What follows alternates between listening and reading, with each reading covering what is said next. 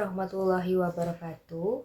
Perkenalkan, nama saya Fadila Nur Anissa dengan NIM akhir 063 dari kelas A, Program Studi Pendidikan Bahasa dan Sastra Indonesia. Di sini saya akan membacakan dongeng yang berjudul Malin Kundang. Selamat menyaksikan. Pada suatu hari, hiduplah Ibu Rubaya dan anak sematawayangnya, Malin Kundang. Malin Kundang adalah anak yang cerdas dan pemberani, meski sedikit nakal. Keluarga tersebut hidup serba pas-pasan sehingga sang ibu harus bekerja keras untuk menghidupi dirinya dan anaknya. Ketika beranjak dewasa, Malin berpikir untuk pergi merantau ke negeri seberang dengan harapan ia akan menjadi seorang yang kaya raya. Mulanya, sang ibu kurang setuju dengan niat Malin Kundang. Namun, akibat terus didesak, akhirnya beliau menyetujui kepergian anaknya. "Anakku, jika engkau berhasil dan menjadi orang yang berkecukupan, jangan lupa dengan ibumu dan kampung halamanmu ini ya nak," pesan Ibu Rubayah pada anaknya Malin Kundang. Beberapa hari kemudian, Malin Kundang pergi berlayar meninggalkan sang ibu dan kampung halamannya.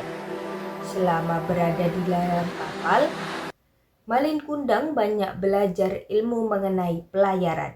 Bertahun-tahun ia bekerja dengan keras hingga kini menjadi orang kaya yang memiliki banyak kapal dagang. Meski begitu, pernah sekalipun Malin Kundang mengirim surat kepada ibunya, seolah Malin Kundang telah melupakan keberadaan ibunya di kampung halamannya. Tak lama kemudian, Malin Kundang mempersunting salah seorang putri bangsawan. Berita mengenai Malin Kundang yang telah kaya raya dan menikah sampai ke telinga sang ibu. Beliau merasa bersyukur bahwa anaknya telah berhasil di perantauan. Sejak saat itu, setiap hari di dermaga, Ibu Malin Kundang selalu menunggu anaknya pulang ke kampung halamannya. Hingga pada suatu hari, Malin Kundang dan istrinya berlayar menuju kampung halamannya. Ketika kapal tersebut berhenti, Malin Kundang pun turun. Ia langsung disambut oleh ibunya yang sudah lama menantinya pulang. "Malin Kundang anakku, mengapa kau pergi begitu lama nak? Tanpa pernah mengirimkan kabar?" tanya sang ibu sambil memeluk Malin Kundang. Namun, Malin Kundang melepaskan pelukan ibunya dan mendorongnya hingga terjatuh. "Wanita tidak tahu diri, sembarangan saja mengaku sebagai ibuku," kata Malin Kundang kepada ibunya. Malin Kundang ternyata berpura-pura tidak mengenali ibunya. Ia malu karena ibunya sudah tua dengan memakai pakaian yang compang-camping. "Wanita itu ibumu?" tanya istri Malin Kundang. "Tidak, ia hanya seorang pengemis yang berpura-pura mengaku sebagai ibuku agar mendapatkan hartaku," sahut Malin Kundang kepada istrinya. Sang ibu merasa sedih sekaligus marah saat mendengar perkataan tersebut. Ia tidak menduga bahwa anak sematawayang yang sangat ia sayangi kini berubah menjadi anak durhaka.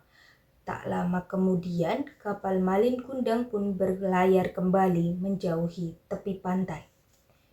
Karena kesedihan dan kemarahan yang memuncak, Ibu Malin Kundang kemudian mengenadahkan kedua tangannya sambil berdoa. "Ya Allah yang Maha Kuasa, kalau ia bukan anakku, aku akan memaafkan perbuatannya tadi. Tapi jika ia memang benar anakku Malin Kundang, aku mohon keadilanmu." Seketika langit pun menjadi gelap. Angin tiba-tiba berhembus kencang dan terjadilah hujan badai.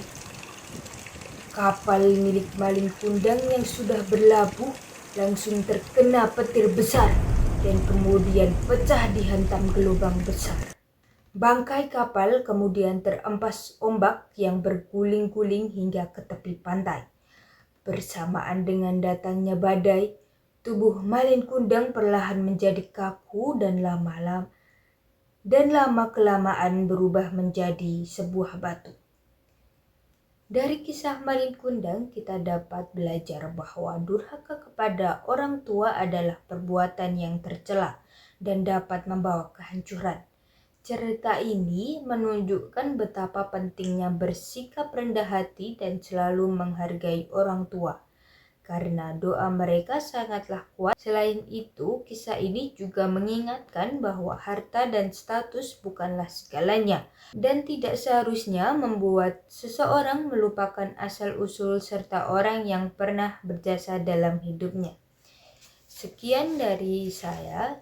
Apabila ada kesalahan dalam perbuatan dan perkataan saya mohon maaf. Terima kasih. Wassalamualaikum warahmatullahi wabarakatuh.